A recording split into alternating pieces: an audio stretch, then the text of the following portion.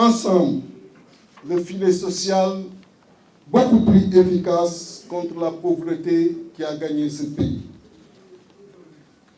Chers compatriotes, par un système de gouvernance peu vertueux, le Sénégal est devenu le pays de toutes les inégalités et de toutes les frustrations. Le pessimisme est ambiant et la confiance rompue entre l'élite politique et le peuple désabusé.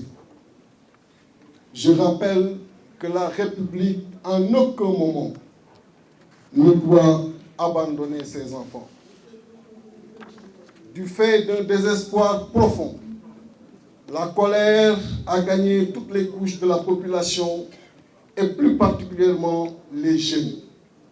Et la surdité forcée ne saurait être une réponse à cela. Et dernièrement, le régime actuel l'a appris à ses dépens. Il urge plus que jamais de libérer l'ascenseur social injustement bloqué par des gouvernants désormais peu soucieux du devenir de leurs concitoyens et plus que préoccupés par l'amoncellement de privilèges indus. Chers compatriotes, nous avons dans ce pays des ressources humaines de qualité, capables de compétir dans leur domaine en bonne place avec n'importe quel autre dans le globe, et pourtant, nous restons encore dans le cercle des pays les plus pauvres. Et si on n'y prend pas garde, avec les ressources naturelles découvertes dans le pays et qui devraient profiter aux populations, on risque de voir le Sénégal rejoindre le cercle des pays riches au sous-sol, mais pauvres et très endettés au sol. Chers compatriotes, le changement est possible dans une synergie active avec ces hommes, femmes de l'opposition, la société civile, de la diaspora, et avec nos autres braves compatriotes des villes, des villages et des hameaux les plus reculés du pays. Ensemble, œuvrons pour un reprofilage de notre système économique qui fera que notre terre soit notre première source de nourriture et non les terres des autres pays. Ensemble, travaillons pour la création d'emplois massifs, surtout des jeunes et des femmes, par une modernisation de l'agriculture, la création de champions d'industrie sénégalaise dans l'agroalimentaire, dans l'éthique, dans l'hôtellerie, dans le BTP, dans la pêche. Bref, une sénégalisation d'abord de l'économie sénégalaise. Ensemble, œuvrons au renforcement de notre système éducatif pour une prise en charge optimale de nos défis de développement, de construction d'une société inclusive, et cela avec une meilleure motivation de nos enseignants, vu leur sacrifice énorme pour la nation.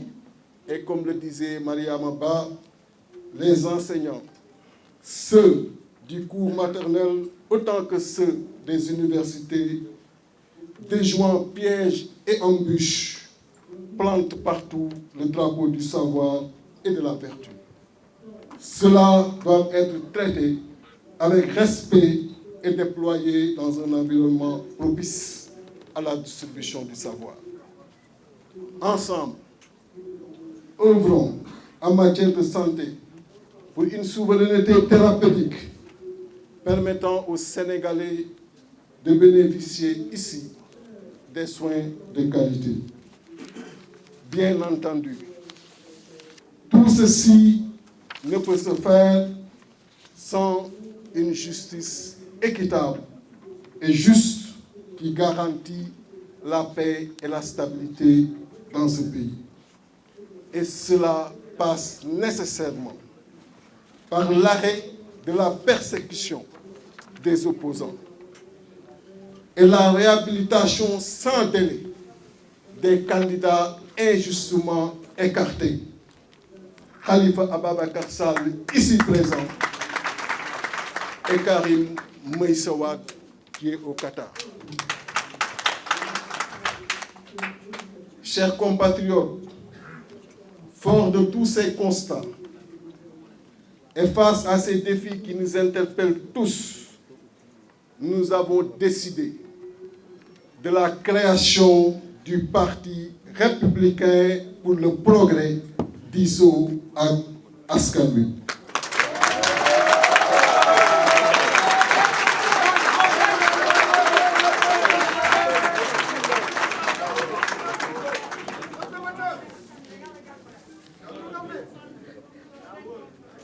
Pour qu'ensemble,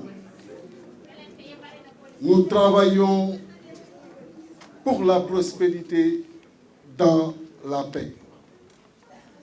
Ce parti vous sera implanté dans les prochains jours dans les 552 communes du pays et partout dans la diaspora et tiendra son premier congrès au mois de décembre 2021.